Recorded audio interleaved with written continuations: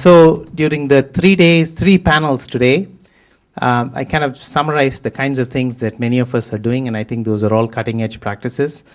One of them is systems thinking perspective.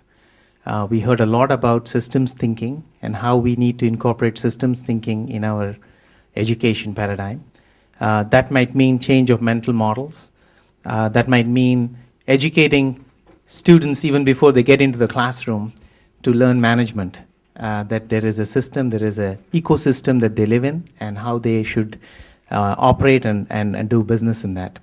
The second one that many of us talked about is experiential learning, and how to take students to rural communities, rural programs, whether it is to teach them how they live or whether it is to learn from them, which is even better, about sustainable communities.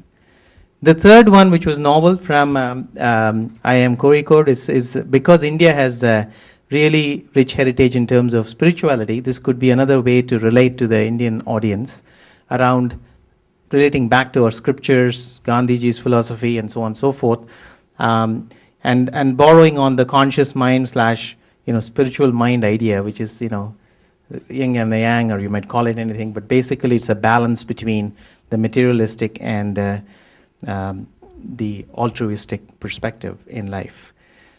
What do we do going forward? So there were lots of challenges that were also brought about in this panel and the other 2 panels. Here are my thoughts, quick, 1, 2, and 3. To succeed in any kind of environment, you need an ecosystem. So you cannot do it alone. So the first and the foremost thing, I think, for everybody, not only management education here, but also management education worldwide, is to develop collaboration. And the collaboration is not necessarily only between schools.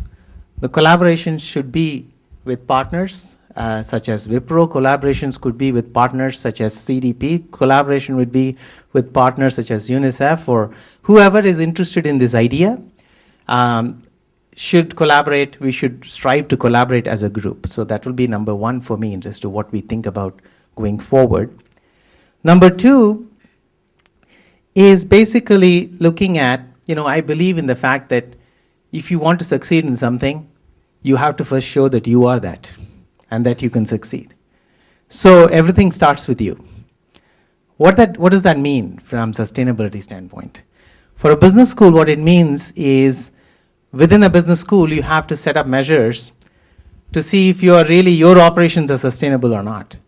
Are you green? Are you environmentally friendly? Just from your own basic operations. Then you have to look at your curriculum. And you have to look at your curriculum and take a very sustainability-based perspective to the curriculum. And there might be multiple ways of doing this. We don't know what is the best way to do it.